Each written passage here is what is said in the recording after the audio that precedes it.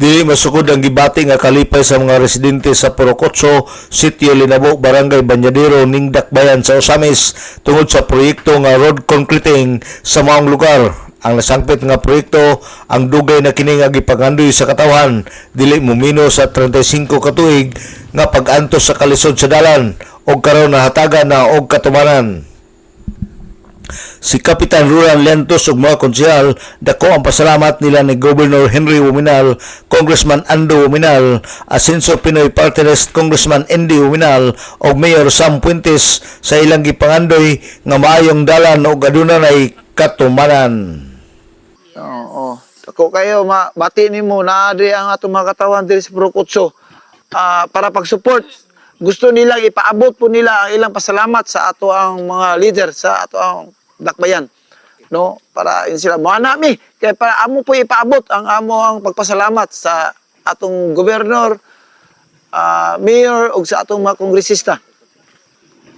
Kaning project ka dugay na gyud namong gitinguha. And kani siya kay na-approve gyud ni pinaagi pa ni atong Samuapa. And karon nakita na gyud namo nga nasugdan na gyud og nahuman na gyud ang isa ka lane. And kani siya kay dili lang gyud ni siya pangandoy sa taga Purokotso diari sa Banyadero. Kung dili apil na pod ang kinatabuk-ang mga katawan ilabi na sa mga muagi diari aning dalana. Munang kami dako kay mong pasalamat sa atong mga lideres diari sa atuang probinsya o sa atuang syudad diri sa Osamis. Sulod sa mga pila ka tuig dan akong nagpuyo diri, isip lumulupyo ani nga purok. So naa sa mga 35 ka tuig kapin kun kulang. So ang among gipangandoy nga kini nga dalan masiminto na ni tungod kay ang mga tawo po dinhi nagantos biud sa kaguba sa dalan. So karong buntaga among ipaabot ang amo ang pagpasalamat uban sa mga katawhan nga niakaron sa palibot ug sa amo ang mga nagpuyo dinhi mga residente nga ang among dakong kalipay dili jud namo matukib. Sila si Kapitan Rulan Lentos, Konsehal JB Carion o Konsehal Diding Inorio. Si Konsehal Ray Danauto mipaabot usab sa iyang pasalamat sa Asenso Administrasyon nga nahatagan na og katumanan ang maong dalan nga sayo na ang iyang pag-agi. Si Konsehal active sa simbahan ug ang maong simbahan anaa nahimutang sa Sitio Linabo, Barangay Banyadero. Magid ni pinaka most awaited namo nya. Kani himaya gini namo kay nabi apod ang among tigumanan dire.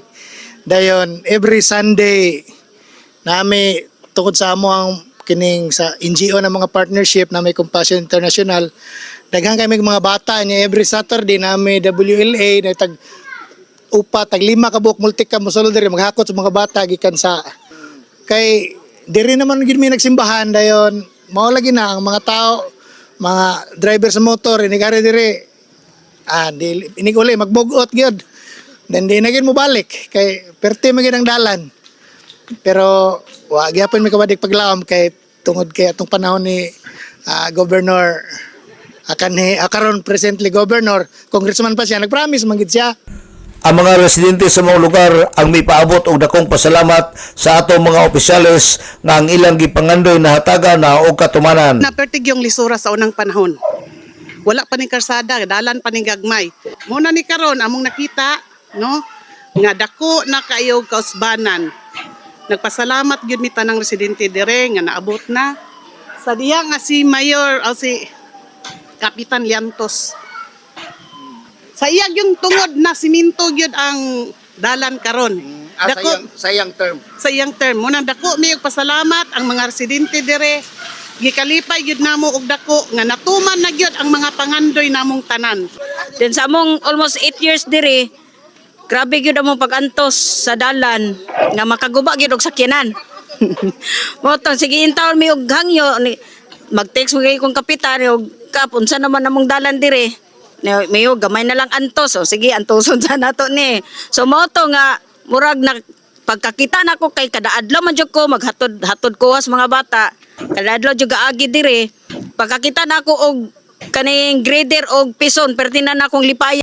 Alang sa DXDD Radio Kampana, ang radyo sa simbahan, WD45 Dudong Barkamento, Danag Salakbayan.